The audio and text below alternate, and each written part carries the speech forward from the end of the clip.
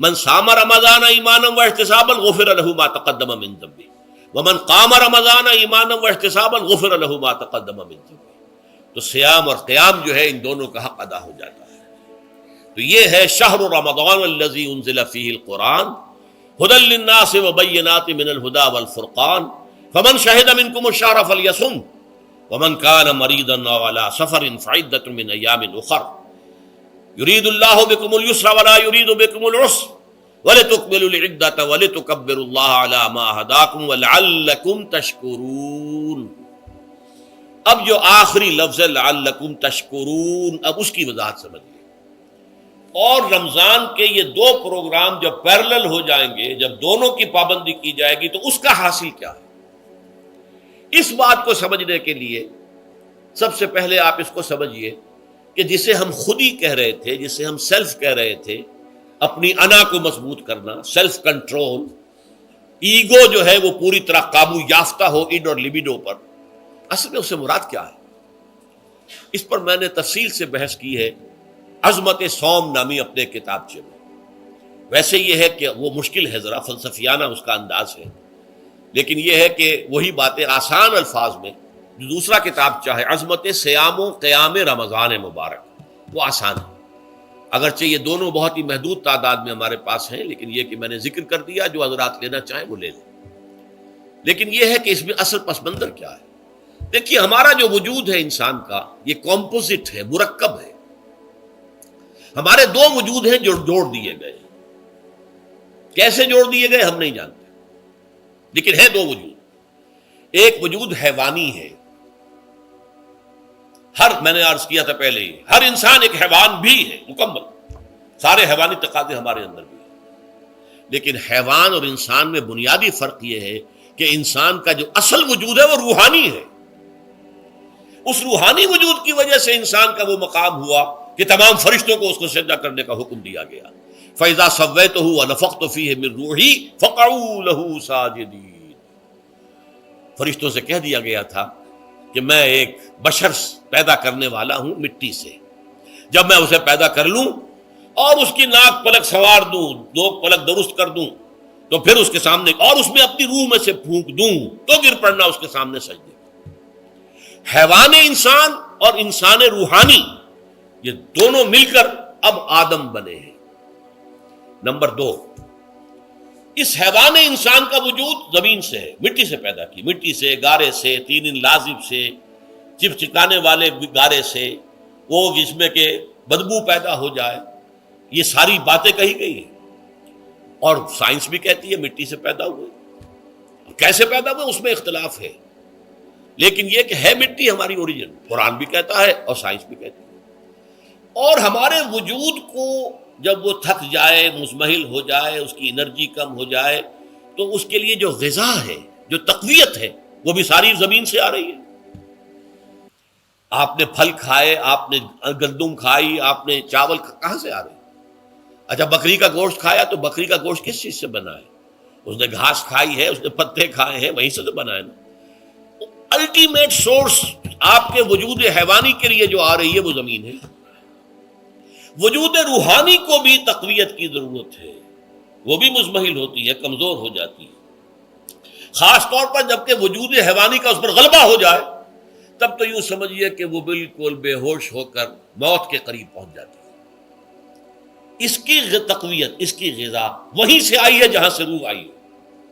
وہ کلام ربانی ہے، روح ربانی. نفخت فیہ من روحی، من روحی، من روحی، میں پھونک دوں اس میں اپنی روح میں سے.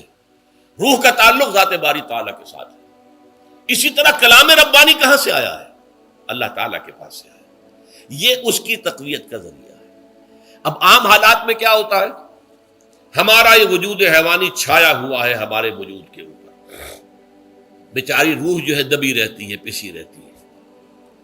اگر خدا نے خواستہ ہم گناہ گار بھی ہیں، گناہ پر گناہ کا ارتکاب کر رہے ہیں، تو وہ روح جو ہے وہ قلب کے آئینے شیشے کے اندر ہے. فیہا مصباح، المصباح فی زجاجہ، الزجاجہ تو کانہا کوکب دری. قلب جو ہے ایک شیشے کے مانند ہے جس کے اندر روح کا چراغ جل رہا ہے. اب اگر یہ اوپر جو شیشہ ہے اس پر دھواں آ گیا، لالٹین کی چمنی پر دھواں آ گیا تو اب روشنی باہر تو نہیں آئے گی. اگر انسان گناہ کرتا ہے تو قلب پر رین زنگ آ جاتا ہے، یا حضور نے فرمایا ایک داغ لگ جاتا ہے، اور گناہ کرتا ہے اور داغ لگتا ہے، اور گناہ کرتا ہے اور داغ، یہاں تک کہ بالآخر پورا قلب سیاہ ہو جاتا ہے. اب وہ روح اندر بند ہو گئی، وہ دفن ہو گئی. اس کے لیے اب ضروری ہے کہ اب ایک پروگرام ایسا دیا جائے جو ریورس ہو جائے. دن میں روزہ رکھواؤ تاکہ وہ جو اینیمل انسٹنکٹس ہے وہ دبے. تو جب یہ وزن جو ہے اس کے اوپر کم ہوگا تو کچھ سائی آف ریلیف اسے ملے گی. جیسے بے ہوش آدمی پڑا ہے، اسے کوئی ہلکا سا ہوش آ رہا ہے، آپ نے پانی کے کچھ چھینٹے دیے، اس کے بعد آپ نے رات کو کھڑے ہو کر قرآن کے انوار کو اتارا. بارش برس رہی ہے روح انسانی کے اوپر، قلب روحانی، قلب انسانی کے اوپر، جس میں کہ وہ روح جو ہے وہ دفن ہے، وہ زندہ ہوگی اثر نو، ہوش میں آئے گی. اور ہوش میں آئے گی تو دو کام ہوں گے. ایک تو اسے قرآن کی عظمت کا احساس ہوگا، یہ قرآن میری حیات تازہ کا ذریعہ بنا ہے.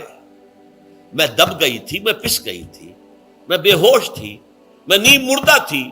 اس قرآن کی بارش نے، یہ ترشح جو ہوا ہے مجھ پر، اس نے مجھے حیات تازہ عطا فرمائی. یہ جو قدر کا احساس ہوگا قرآن کا، لعلکم تشکرون، تاکہ تم قرآن کی عظمت سے واقف ہو. ایک انسان بھوک کی وجہ سے اس کا شوگر لیول اتنا گر گیا کہ بے ہوش پڑا ہوا. اب ظاہر بات ہے کہ آپ اسے کچھ پانی کے چھینٹے دیں گے تو کچھ ہوش میں آئے گا، پھر غذا دیں گے تو اب وہ پوری توانائی پر آئے گا، تو معلوم ہوگا اسے اس غذا کی کیا قدر و قیمت ہے. اگر آپ کو بھوک ہی نہیں لگتی تو غذا بے معنی شے ہے.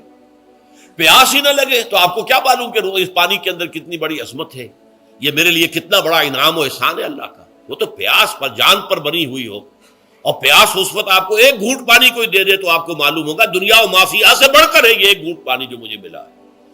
اسی طرح جب روح دبی ہوئی تھی حیوانی وجود کے بوجھ تلے، جبکہ وہ نیم خابیدہ یا نیم بے ہوش یا بالکل بے ہوش تھی، وہ دن میں تو روزہ رکھ کر اس پر سے حیوانی وجود کا وزن کم کیا گیا، اسے ایک ریلیف ملی. رات کو قرآن مجید کے انوار و برکات اس میں جذب کیے گئے تو اس کو پوری توانائی حاصل ہوئی. اس پوری توانائی کا پہلا نتیجہ تشکر، قرآن کا شکر. الحمدللہ الذی انزل علی عبدہ الکتاب ولم یجعل لہ عوجا. پھر وہ قلب کی گہرائیوں سے نکلے گا. سارا شکر اس اللہ کے لیے جس نے اپنے بندے پر صلی اللہ علیہ وسلم کتاب نازل کی اور اس میں کوئی کجی نہیں رکھی، کسی طرح کی ایش پیش نہیں. یا تبارک الذی نزل الفرقان علی عبدہ لیکون للعالمین نصیرا. بڑی بابرکت ہے وہ ذات جس نے اپنے بندے پر فرقان نازل فرمایا تاکہ وہ تمام جہان والوں کے لیے نذیر اور خبردار کرنے والا بن جائے. یہ قرآن کی عظمت کا احساس. اور ظاہر بات ہے جس قدر کسی نعمت کی قدر و قیمت کا احساس ہوگا اسی قدر تو آپ شکر ادا کریں گے. اگر آپ نے کسی بچے کے ہاتھ پر ہیرا رکھ دیا، اسے کیا پتا یہ ہیرا کس بلا کا نام ہوتا ہے، وہ سمجھے گا کانچ کا ٹکڑا ہے. لیکن اگر کوئی واقعتاً کو جوہر شناس ہو، جوہری ہو، اس کو آپ ہیرا دیں گے تو اسے معلوم ہے کہ مجھے کیا چیز دی گئی ہے. اس کے اندر جو شکر پیدا ہوگا وہ اس بچے کے اندر تو نہیں پیدا ہو سکتا جسے معلوم ہی نہیں. تو قرآن مجید کی اصل عظمت سے انسان واقف کب ہوگا؟ جبکہ اس کے ذریعے سے اس کی روح کو ایک حیات تازہ مل جائے اور اس طرح وہ پروگرام ریورس ہو جائے جو عام طور پر چل رہا تھا. ساری توجہ اپنے جسم پر، اس کے تقاضوں پر. جسم میں تھوڑی سی پھنسی نکل آئی ہے، بھاگ رہے دوڑ رہے ہیں اس کے علاج کے لیے. کوئی اور مرض لاحق ہو گیا، بھاگ رہے ہیں دوڑ رہے ہیں اس کے علاج کے لیے، بڑی بڑی فیسیں بھی دے رہے ہیں. ساری جسم کی پرواہ ہے. روزانہ نہا رہے ہیں اور اچھے سے اچھا صابن لا کر نہا رہے ہیں، وہ جسم کی پرواہ ہے نا، اس کی دیکھ بھال ہے. روح کی طرف توجہ ہی نہیں. یہ ہے وہ بات جو کہی گئی ہے سورہ حشر میں، اور جسے علامہ اقبال نے پھر اپنے فلسفہ خودی کی اساس اور سورس قرار دیا ہے. وَلَا تَكُونُوا كَالَّذِينَ نَسُوا اللَّهَ فَأَنسَاهُمْ أَنفُسَهُمْ أُولَٰئِكَ هُمُ الْفَاسِقُونَ. دیکھو اے مسلمانوں، ان لوگوں کے مانند نہ ہو جانا جنہوں نے اللہ کو بھلا دیا تو اللہ نے انہیں اپنے آپ سے غافل کر دیا، اور یہی لوگ فاسق و فاجر ہیں. یہ سوال پیدا ہوتا ہے کہ انسان اپنے آپ سے کہاں غافل ہوتا ہے؟ کیا اپنے وجود حیوانی سے غافل ہوتا ہے؟ کیا بھوک لگتی ہے تو ادھر ادھر منہ نہیں مارتا؟ غذا کو حاصل کرنے کے لیے کوشش نہیں کرتا؟ پیاس لگتی ہے تو کیا پانی یا کوئی اور مشروب تلاش نہیں کرتا؟ کوئی بیماری لاحق ہوتی ہے تو کیا اس کے علاج کی طرف توجہ نہیں کرتا؟ اسے آرام کی حاجت ہوتی ہے تو آرام نہیں لیتا؟ اپنے اس وجود سے تو غافل نہیں. کون سے وجود سے غافل ہوا ہے؟ وہ روحانی وجود سے غافل ہے. بھول گیا کہ میرے اندر روحانی وجود بھی ہے اور اس کا تعلق ذات باری تعالیٰ کے ساتھ ہے. اس نے سمجھا کہ میں بس حیوان ہوں، نرا حیوان ہوں، اپنے اس وجود کی اصل حقیقت ہی سے بے خبر، غافل. چنانچہ آج کے دور کا سب سے بڑا المیہ کیا ہے؟ ڈارون کے نظریے کے جو اثرات پیدا ہوئے ہماری معاشرت پر، ہماری سوچ پر، ہمارے فکر پر، ہمارے فلسفے پر، ہماری سوشولوجی پر، وہ کیا ہے کہ ہم بھی نرے حیوان ہیں. اللہ اللہ خیر سلام. یہ سب سے بڑی محرومی ہے اس دور کی کہ انسان اپنے اصل شرف سے خود ہی مستعفی ہو گیا. ہمارا کوئی وجود ہے ہی نہیں روحانی وغیرہ. روح کسے کہتے ہیں ہم نہیں جانتے، بس یہ جسم ہے. ہم اللہ کو نہیں جانتے کون ہے کون نہیں ہے. ہوگا ہم تو اس کائنات کو جانتے ہیں. ہم روح سے واقف نہیں، ہم تو اپنے جسم کو واقف. آخرت سے ہمیں کچھ پتہ نہیں، شاید ہو شاید نہ ہو، کچھ پتہ نہیں، لیکن یہ زندگی تو ہے، اسے ہم جانتے ہیں. یہ ہے آج کے انسان کا سب سے بڑا المیہ. اور یہ ہے ماس اسکیل کے اوپر ارتداد، ذہنی طور پر مرتد ہو چکے ہیں. انسانوں کی عظیم اکثریت مرتد ہو چکی ہے. یہ ہے در حقیقت کہ روزہ جو ہے اس پروگرام کو آ کر ریورس کرتا ہے. دن میں کھانے پینے، جنسی تقاضے پر پابندی، وہ وجود حیوانی کا وزن کچھ کم ہوا. روح جو دبی ہوئی تھی، یا سسک رہی تھی یا بے ہوش تھی یا نیند مردہ تھی، اسے کچھ ریلیف ملا. اب اس کے اوپر قرآن مجید کے تیرے ضمیر پہ جب تک نہ ہو نزول کتاب، گرہ کشاہ نہ رازی نہ صاحب کشاف، ہمارے دلوں کے اوپر بارش ہو رہی ہو انوار قرآنی کی. وہ ظاہر بات ہے کہ بغیر سمجھے تو نہیں ہوگی بارش. وہ تو آپ کچھ سمجھ رہے ہوں گے تو بارش ہوگی، ورنہ تو یہ ہے کہ ٹھیک ہے، میں پہلے بھی عرض کر چکا ہوں، آپ کو ثواب تو ملے گا، لیکن یہ ہے کہ وہ اصل مقصد قرآن کی عظمت کا قلب کی گہرائیوں سے اعتراف جو ہے، اور اس پر اللہ کا شکر تو ادا ہوگا. لعلکم تشکرون، جبکہ قرآن مجید جو ہے آپ کے قلب کے اوپر نازل ہے، اس کا مفہوم نازل ہے. اچھا، اس کا دوسرا نتیجہ کیا نکلتا ہے؟ جب وہ روح جو ہے وہ ہوش میں آئے گی، اس کو حیات تازہ مل گئی، وہ اپنے اصل مرکز اور منبع اور سرچشمہ کی طرف جو ہے متوجہ ہوگی. عربی زبان کا ایک مقولہ ہے، کل شیء یرجع الی اصلہ، ہر شے اپنی اصل جڑ کی طرف جو ہے لوٹتی ہے. ہمارا وجود حیوانی زمین سے زمینی کی طرف لوٹتا ہے، یعنی مرنے کے بعد زمینی میں چلا جائے گا. اور نمبر دو، دنیا میں بھی زمینی خواہشات، زمینی تمنائیں، آرزوئیں وہ ہیں. ولکنہ اخلد الی الارض، جیسے کہ سورہ وہ کہا گیا ہے بلعام بن باعورہ کے بارے میں سورہ اعراف میں، وہ تو زمین ہی کی طرف دھنستا چلا گیا. ہماری روح کا منبع اور سرچشمہ ذات باری تعالیٰ ہے، وہ امر رب ہے، لہذا فوراً انسان اپنے رب کی طرف متوجہ ہوتا ہے.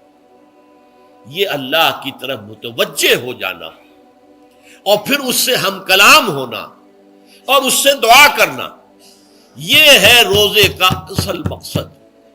جب سیام اور قیام رمضان مبارک کا دوہرا پروگرام ہوگا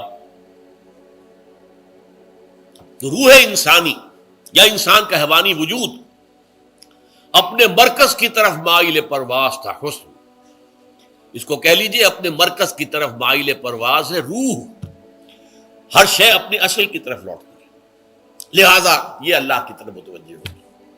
یہ اللہ تعالیٰ کی طرف متوجہ ہونے کا معاملہ دنیا میں رہا ہے کہ لوگ کہیں جنگلوں میں جا کر تپسیائیں کر کے، غاروں میں بیٹھ کے، بڑی بڑی ریاضتیں کر کے کیا چاہتے تھے؟ مجھ کو ہے تیری جستجو، مجھ کو تیری تلاش ہے، خالق میرے کہاں ہے تو، مجھ کو تیری تلاش ہے. میں نے یہ نظم جو ہے تقریباً 6 سال جو ہے ہر روز صبح، ہمارا جو ہائی اسکول تھا اس میں جو صبح پریئر ہوتی تھی، لوگ سب جمع ہوتے تھے، پورا اسکول جو ہے اس کے ہمارے طلبا، تو یہ نظم جو ہے پڑھی جاتی تھی. مجھ کو ہے تیری جستجو، مجھ کو تیری تلاش ہے، خالق میرے کہاں ہے تو، مجھ کو تیری تلاش ہے. روح انسانی چاہتی ہے اللہ کا تقرب، اللہ کے قریب ہونا، اللہ سے رشتہ استوار کرنا. یہ وجود حیوانی حائل ہے اس کے راستے میں. یہ حیات دنیاوی اس کے لیے پنجرا بن گئی ہے. اس روح کے لیے یہ ایک در حقیقت ایک قید خانہ ہے.